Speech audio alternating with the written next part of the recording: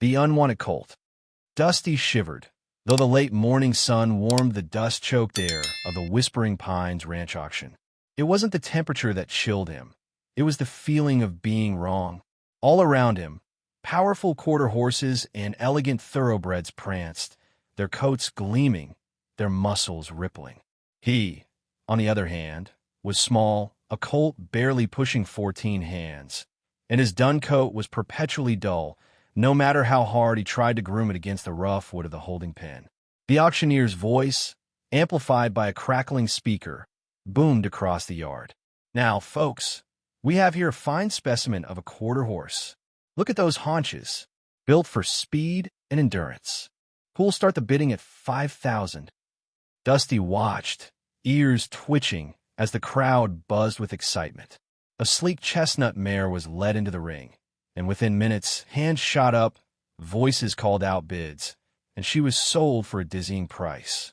He saw the handler gently lead the mare away, and for a moment, Dusty imagined what it would be like to be chosen, to be wanted. His own turn came far too quickly.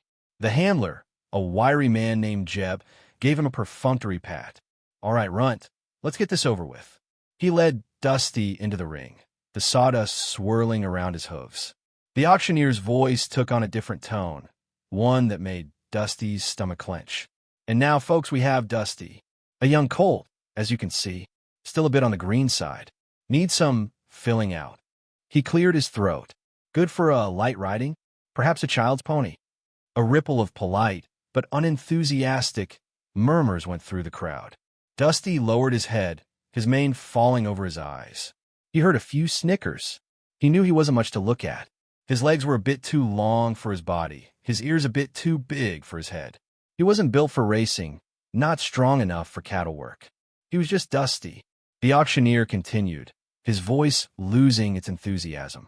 "All right, folks, let's start the bidding at 1,000. Silence. He lowered the price. 500. Still nothing. Dusty felt a knot tightening in his chest.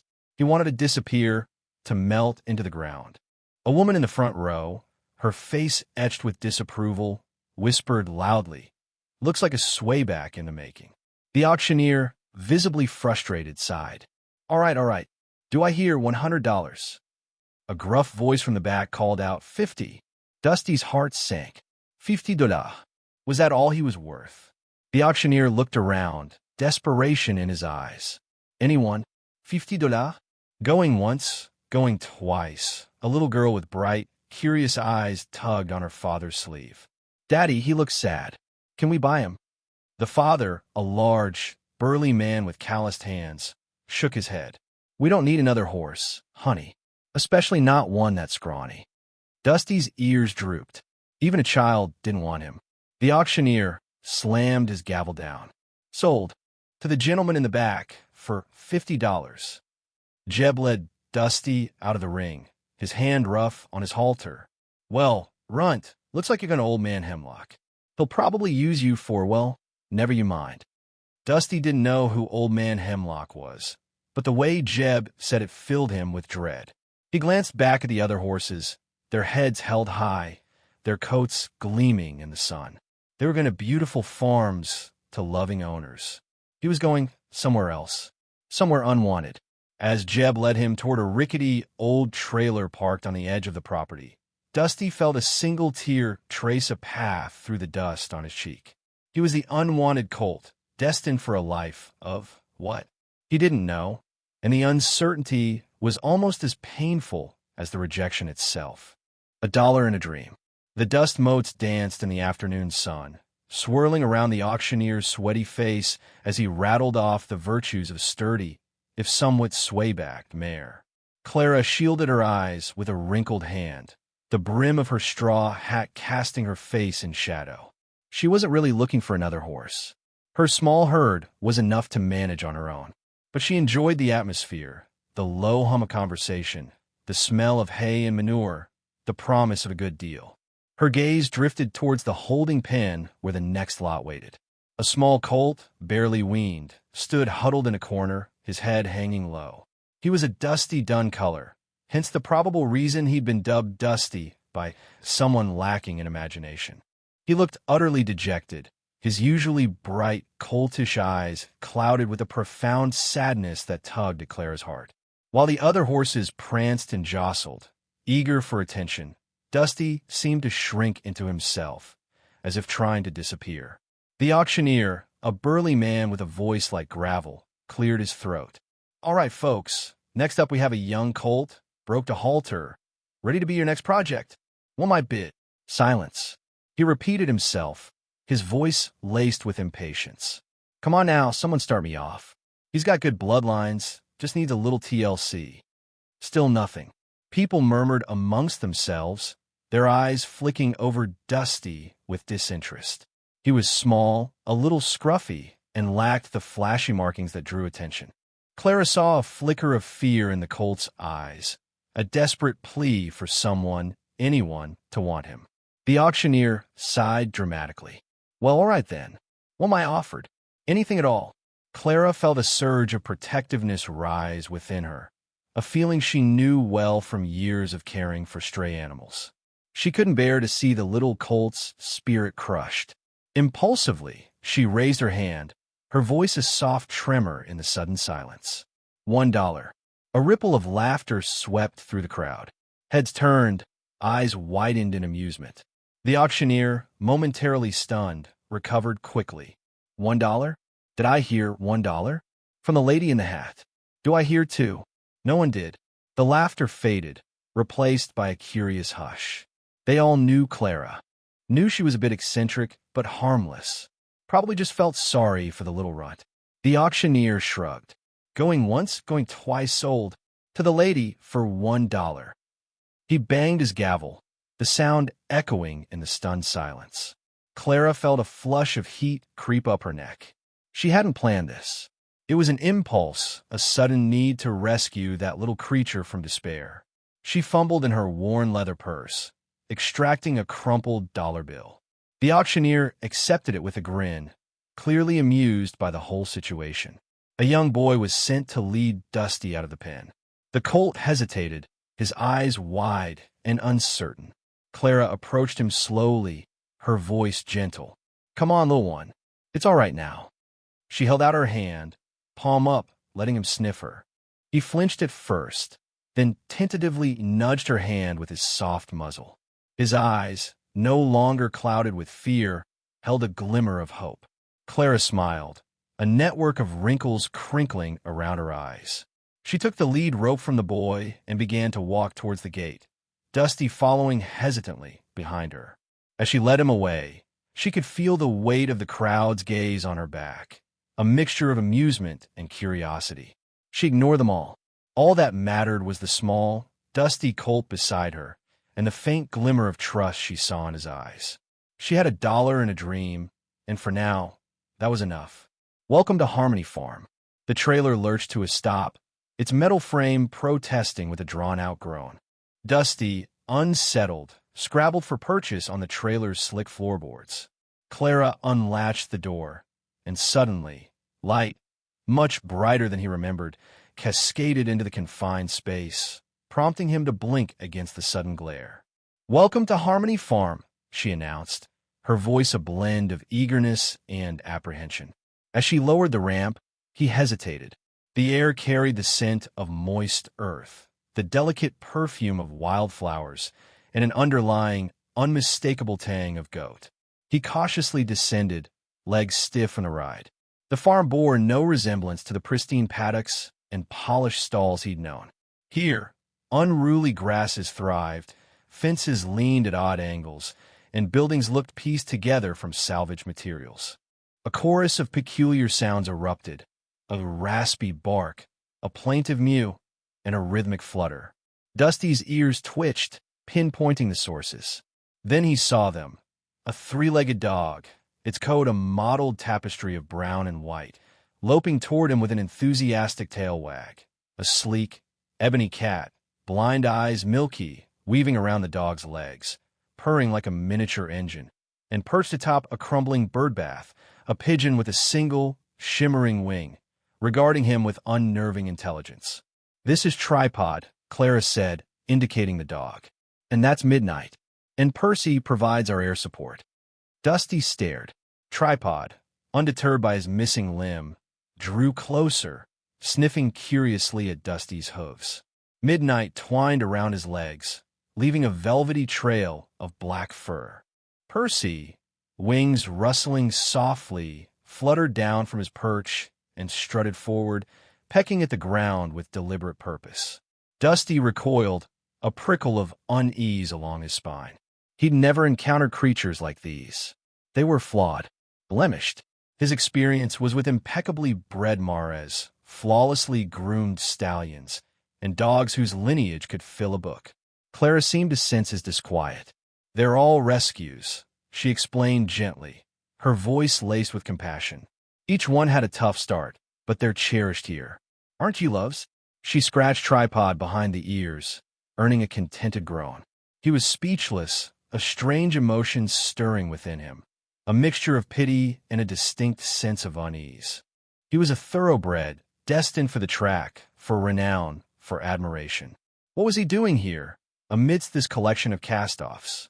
Clara led him to a small paddock, its fencing drooping in places. The grass grew long and coarse, a far cry from the sweet, cultivated hay he was used to. A battered water trough sat in one corner, and a dilapidated lean-to offered scant shade. "This will be your space for now," Clara said, giving his flank a reassuring pat. "Settle in. I'll bring your dinner later." She smiled, but a sliver of doubt lingered in her expression, suggesting she was as uncertain about the arrangement as he was. As she departed, Tripod, Midnight, and Percy trailed after her, their odd little procession a stark contrast to the image Dusty had of his own importance. He watched them go, a pit forming in his stomach. He was alone, utterly, irrevocably alone. He lowered his head to graze, the unfamiliar grass leaving a sharp, bitter taste in his mouth. This was not the life he had envisioned. This was not the future he had anticipated. This was Harmony Farm, and its promise of harmony felt like a cruel joke. Finding his purpose, from the hill's brow, Dusty observed the farm's rhythm. Clydesdales, immense and unwavering, etched furrows in the adjacent fields, their powerful musculature shifting beneath coats gleaming like polished obsidian. Distantly, Appaloosas orchestrated the sheep, their spotted haunches winking signals in the afternoon light. A familiar ache resonated within him, a sense of being miscast. Bred for the exhilarating rush of the track, the pounding cadence of victory, he felt adrift at Harmony Farm. Its beauty, a tranquil, emerald embrace, seemed to highlight his own lack of function. His attempts to assist, a clumsy nudge at stray stones in the garden path, had only earned him Clara's gentle redirection, pointing out his efforts compounded the task. Fallen limbs proved too unwieldy, his strength misapplied, leaving a raw scrape on his shoulder.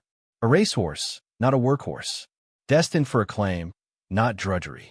He sensed Clara's approach, the whisper of her skirt against the tall grass, the delicate fusion of lavender and fertile soil emanating from her.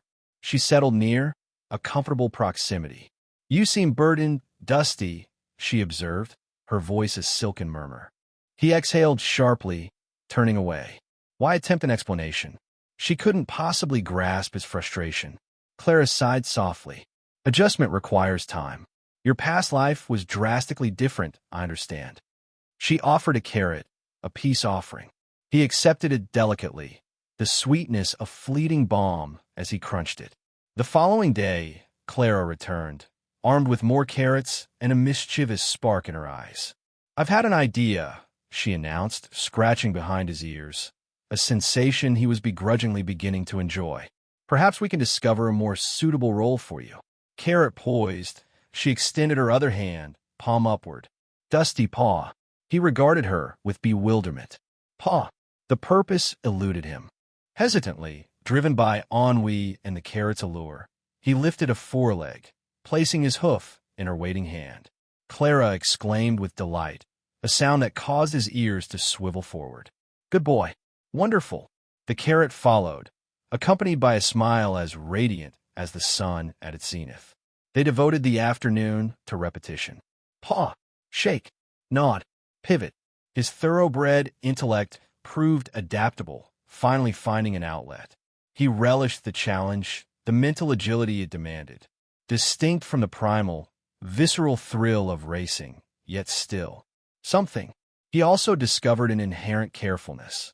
He could discern the delicate architecture of Clara's hand, the fragility of her skin. He possessed the restraint to temper his power, his force. He could exercise caution. As the sun began its descent one evening, painting the canvas of the sky with fiery hues of apricot and amethyst, Clara watched him from atop a hay bale. He was practicing his turns, a clumsy ballet of equine disorientation, struggling to differentiate left from right. You know, she reflected, I believe you possess a unique gift, Dusty. Not just for learning, but for connection. He stilled, his ears perked forward. Connection? He didn't comprehend. The other horses, she continued, they are dependable, robust workers. But you possess something exceptional. A patience, a gentleness. Perhaps you could assist with the younger ones, the foals, imparting manners, fostering trust. He considered the proposition. Foals, miniature, skittish creatures, brimming with raw, untamed energy. He'd observed them in the paddocks, their mothers vigilant and wary. Could he rise to the task? That night, cocooned in the comforting sounds of the settling farm, he pondered Clara's words. A purpose, not the roar of the grandstand, not the sheer brawn of a dray horse, but something altogether different. Something, kinda, something, softer. Perhaps, he dared to hope, he was at last on the verge of finding his rightful place. The horse trainer's visit. The gate clicked shut behind Mr. Henderson's mud-splattered sedan with a decisive thunk, the sound echoing in the late morning calm. He unfolded himself from the driver's seat, a tall man with a weathered face and eyes that missed nothing. He wore worn leather gloves, tucked into the back pocket of his jeans.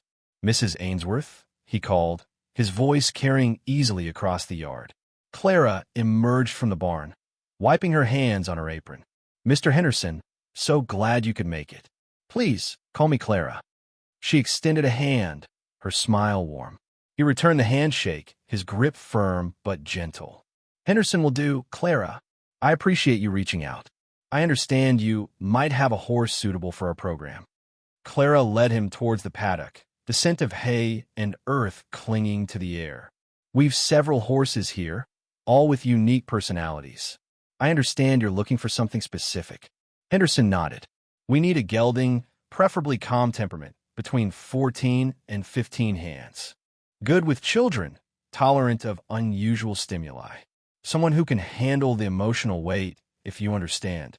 He swept his gaze across the paddock, taking the chestnut mare grazing near the fence, the dappled gray pony, and a sturdy Appaloosa with a curious expression. He didn't seem to notice Dusty, who stood quietly in the shade of the old oak tree, almost blending into the background. We work with children facing a variety of challenges, Henderson continued, his voice softening. Autism, cerebral palsy, PTSD. The horses become their partners, their confidants. It's a demanding job, and not every horse is cut out for it.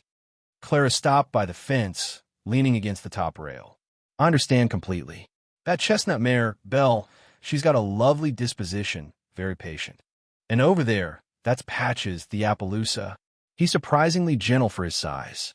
She gestured towards each horse in turn, but her gaze kept drifting towards Dusty. Henderson circled the paddock, observing each horse with a critical eye.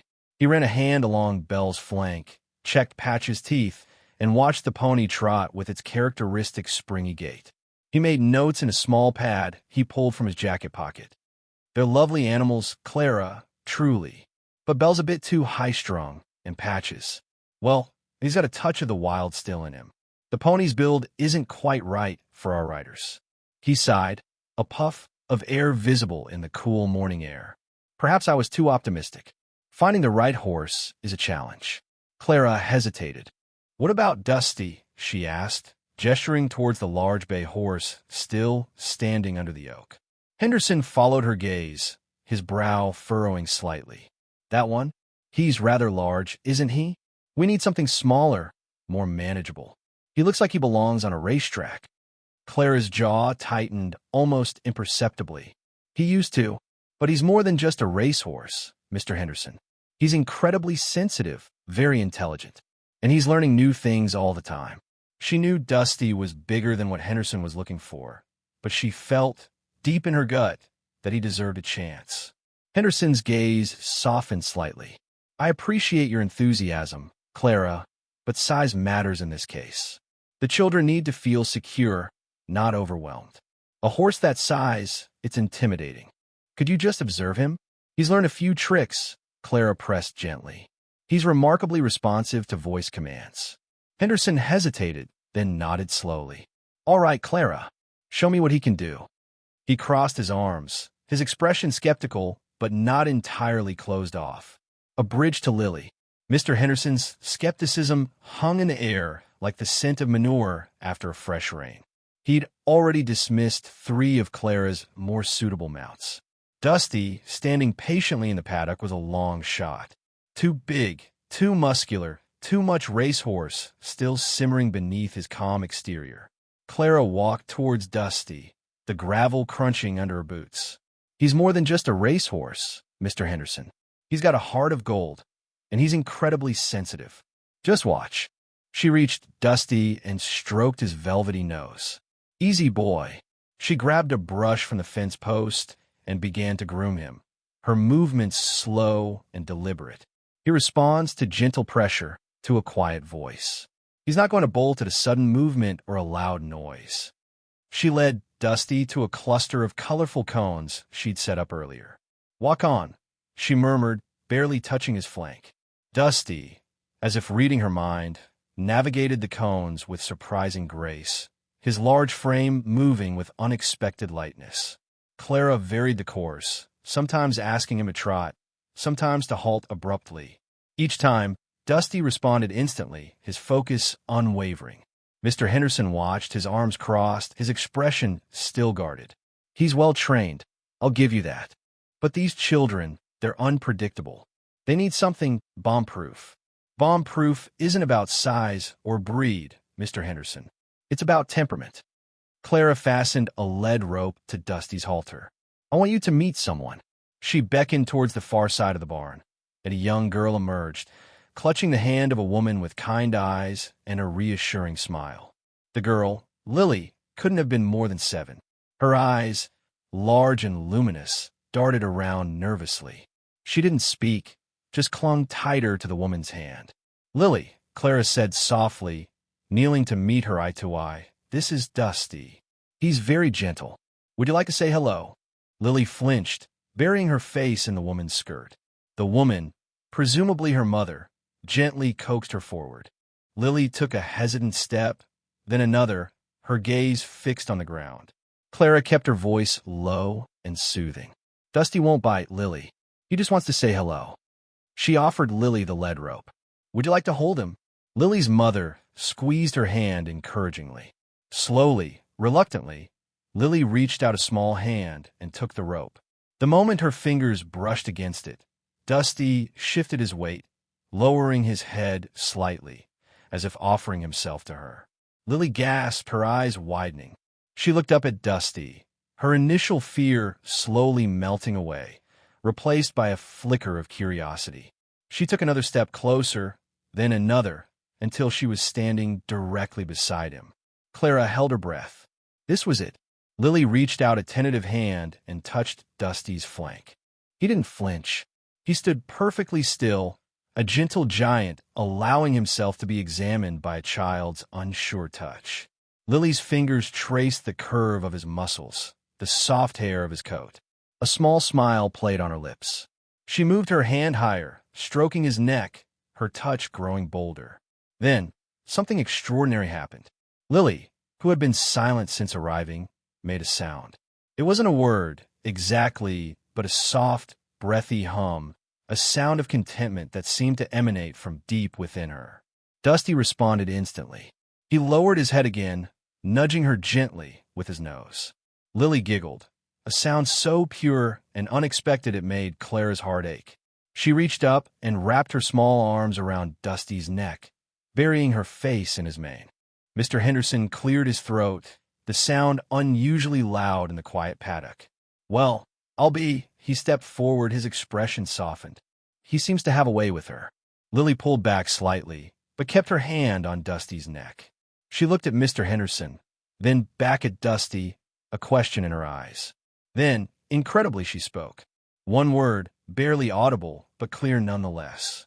"Friend?" she whispered. Dusty let out a soft nicker, as if in agreement. The sound of hope. The room held its breath. Clara, kneeling at Lily's level, coaxed, "Look, Lily, this is Dusty. He's very kind." The horse stood patiently, dark eyes soft as velvet as they settled on Lily. He dipped his head, presenting the smooth plane of his nose. Lily recoiled, shrinking back against Clara's leg. From the periphery, Mr. Henderson observed, arms folded, his expression an enigma. "It's all right," Clara soothed, gently nudging Lily's small hand forward. "He won't hurt you. He just wants to be your friend." Lily hesitated, her breath shallow and quick. Then, a flicker of boldness ignited within her. She reached out, her fingertips brushing Dusty's nose. A tremor ran through her hand, but she held her ground. Dusty responded with a soft nudge, a gentle puff of air from his nostrils. Clara beamed, her face radiant. "That's it, Lily. Good girl." Lily stroked Dusty's nose, the anxiety slowly giving way to budding curiosity. A light-hearted giggle, delicate as spun glass, escaped her lips and echoed in the space. Mr. Henderson straightened, surprise widening his eyes. He'd never heard such a sound from her. Clara retrieved a brush from her bag. "Would you like to brush Dusty, Lily?" Lily glanced at the brush, then back at the patient animal. A hesitant nod sealed her willingness. Clara positioned the brush in Lily's grasp, guiding her initial strokes. Lily started to groom Dusty's coat, her small brow furrowed in concentration. Dusty remained still as a statue, eyes drooping shut in equine bliss.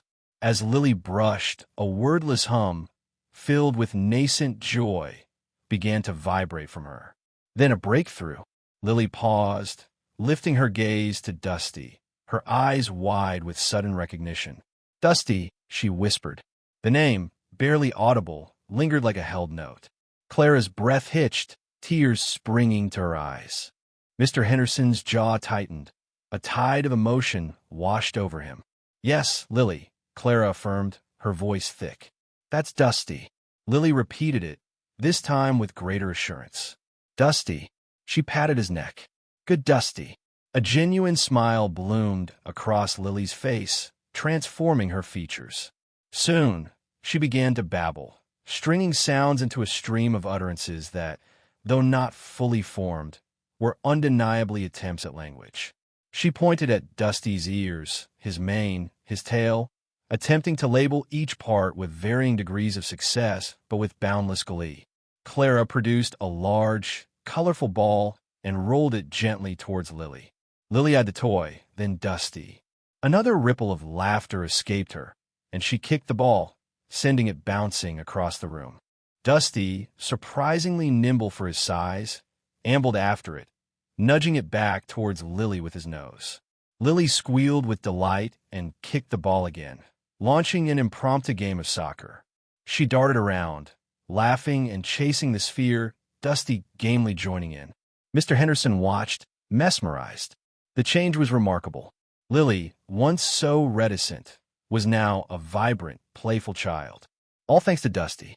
The chorus of Lily's laughter, the thump of the ball, the soft equine snorts, a hopeful symphony filled the room.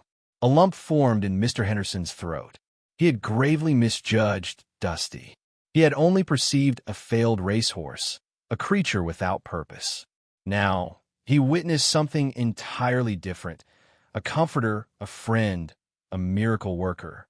He approached Lily and Dusty slowly, his eyes reflecting newfound admiration. He knelt beside Lily, his voice unusually gentle. "Hello, Lily," he greeted her. "You're doing a fantastic job with Dusty." Lily looked up, her face alight with excitement. "Dusty," she exclaimed, pointing to the horse. "Good Dusty." Mr. Henderson smiled, a sincere, warm smile that crinkled the corners of his eyes. Yes, he agreed. He is a very good Dusty indeed. Priceless. Mr. Henderson cleared his throat, the sound amplified in the suddenly hushed stable. Lily, usually a whirlwind of nervous energy, was completely still, her small hand buried in Dusty's thick mane. The late afternoon sun streamed through the open doorway, painting the scene in hues of gold and amber. "Mrs. Ainsworth," he began, his voice unusually soft, "I've been observing Dusty. And Lily." He paused, the silence stretching until Clara thought she might scream. She braced herself, sensing a shift, a change in the meticulous, predictable man before her. "I must admit," he continued, his gaze flickering between Lily and the horse, "I was skeptical about the entire endeavor. Equine therapy seemed a rather fanciful solution." He chuckled, a dry, self-deprecating sound. "But seeing them together, it's undeniable. There's a connection there, a profound one." He turned his full attention to Clara. "I'm a businessman, Mrs. Ainsworth. I deal in tangible assets, in quantifiable results. But sometimes you stumble upon something priceless." He let the word hang in the air, heavy with implication. Clara's heart leaped in her throat. She knew instinctively what was coming. Mr. Henderson reached into his inner jacket pocket and withdrew a checkbook, the leather worn smooth with age. He flipped it open, the crisp white pages rustling in the quiet stable. "I would like to make you an offer for Dusty, Mrs. Ainsworth. A generous one. Name your price." Clara's breath hitched. She had known, logically, that someone might eventually want to buy Dusty. He was a magnificent animal, even with his scars and his history. But hearing the words spoken aloud, seeing the open checkbook, felt like a physical blow. The air seemed to thin. Lily remained oblivious, murmuring something inaudible to Dusty, her face pressed against his warm neck. Clara forced herself to meet Mr. Henderson's gaze. His eyes, usually cold and calculating, held a flicker of something akin to sincerity. "Mr. Henderson," she began, her voice trembling slightly, "I appreciate the offer. More than you know." She swallowed hard. "But Dusty isn't for sale." The pen in Mr. Henderson's hand stilled. He looked genuinely surprised. "Surely, Mrs. Ainsworth, we can come to an agreement. I understand sentimentality, but—" He trailed off, gesturing vaguely with the checkbook. "I'm prepared to be substantial." Clara shook her head, a fierce protectiveness rising within her. "It's not about the money, Mr. Henderson. He's part of our family. He's helped Lily in ways that no doctor, no therapist, no amount of money ever could."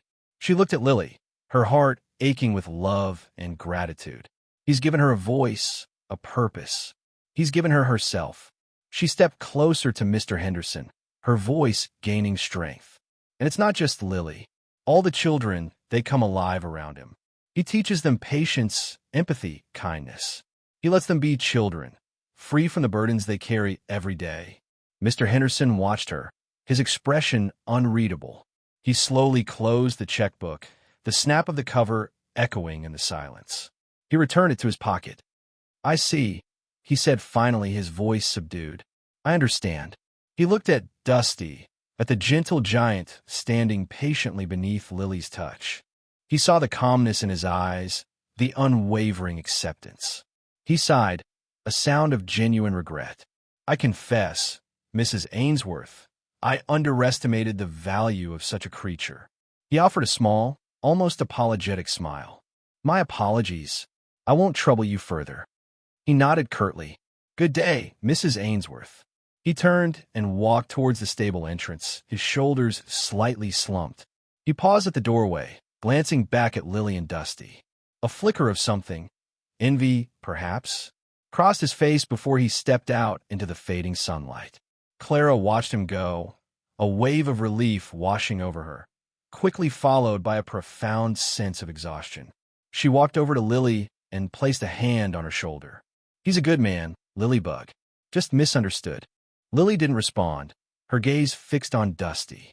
But Clara saw the corner of her mouth twitch upwards, a tiny, almost imperceptible smile. Dusty nuzzled Lily's cheek, his warm breath ruffling her hair. Clara knew, with a certainty that settled deep in her bones, that she had made the right decision. Some things, she realized, truly were priceless. Dusty's legacy. The dust swirled around Harmony Farm. No longer the dust of neglect, but the dust kicked up by excited children's feet. Cars lined the lane, a rainbow of license plates reflecting the growing radius from which people were traveling to see Dusty. Clara watched, a warmth spreading through her that had nothing to do with the summer sun. Lily, usually a whisper in the wind, was now a small, sturdy anchor beside Dusty. She braided colorful ribbons into his mane, her tongue peeking out in concentration. Dusty stood patiently, his large brown eyes blinking slowly, seemingly absorbing her quiet joy. It was Lily who had christened him Dusty's legacy, after a story she'd written for school, a tale of a kind horse who taught everyone the meaning of true worth. The name had stuck, spreading like wildfire through the community. A little boy with cerebral palsy, who had previously only communicated through frustrated cries, giggled as Dusty gently nudged his wheelchair. A teenage girl, battling anxiety, confided her fears to Dusty, burying her face in his soft neck. Clara saw the invisible threads connecting them all, a tapestry of healing woven by a horse they had almost missed. The local newspaper ran a front-page article, showcasing Dusty's remarkable impact. The headline blared, "From Dollar Horse to Hometown Hero, Dusty's kindness transforms lives." The accompanying photos showed children beaming beside him, their faces alight with a joy that transcended their individual struggles. The article triggered a wave of donations to Harmony Farm, allowing Clara to expand her equine therapy program. She hired a qualified therapist, transforming a dilapidated barn into a welcoming space. She planted wildflowers along the fence line, their vibrant colors mirroring the blossoming hope in the hearts of the children who came seeking solace. One afternoon, a sleek black car pulled up to the farmhouse. Mr. Henderson emerged, his tailored suit looking incongruous amidst the farm's rustic charm. He walked with a hesitant gait, his usual confidence replaced by a palpable unease. Clara met him at the gate, her expression guarded. "Mr. Henderson," she greeted him, her voice cool. He cleared his throat. "Clara, I came to apologize. I misjudged Dusty. I see now that I was wrong. Terribly wrong." He looked out at the field where Dusty was giving a ride to a little girl with Down syndrome, his expression softening. "Your apology is noted," Clara said, but there was no warmth in her tone. "I want to make amends," Mr. Henderson continued, pulling out a checkbook. "I'd like to buy Dusty back. I can offer you a substantial sum, enough to keep Harmony Farm running for years." Clara's eyes narrowed. "Dusty isn't for sale, Mr. Henderson. Not for any amount of money." He looked surprised. "But surely you could use the money. You could buy more horses, expand your program." "This isn't about money," Clara interrupted, her voice firm. "This is about what Dusty gives these children. It's about the connection, the trust, the healing. You can't put a price on that." She gestured towards Lily, who was now brushing Dusty's tail. "Look at her, Mr. Henderson. Do you see the difference in her? That's Dusty's legacy, and I won't betray it." Mr. Henderson followed her gaze, his face etched with a mixture of regret and understanding. He watched as Lily, beaming, whispered something into Dusty's ear, and the horse nudged her gently in response. He sighed, snapping his checkbook closed. "I understand," he said quietly. "I still want to help. Can I make a donation to the farm? No strings attached." Clara hesitated, then nodded slowly. "Yes, Mr. Henderson, you can do that." As Mr. Henderson drove away, Clara walked towards Dusty and Lily. She watched as Lily carefully placed a daisy behind Dusty's ear. "He likes it," Lily said, smiling. "He told me." Clara smiled back, feeling a surge of gratitude. She knew that Dusty's legacy wasn't just about healing. It was about showing the world that true worth wasn't measured in dollars and cents, but in kindness, connection, and the gentle touch of a horse's nose on a child's cheek. And Whispering Pines Ranch had lost the horse that could teach them that.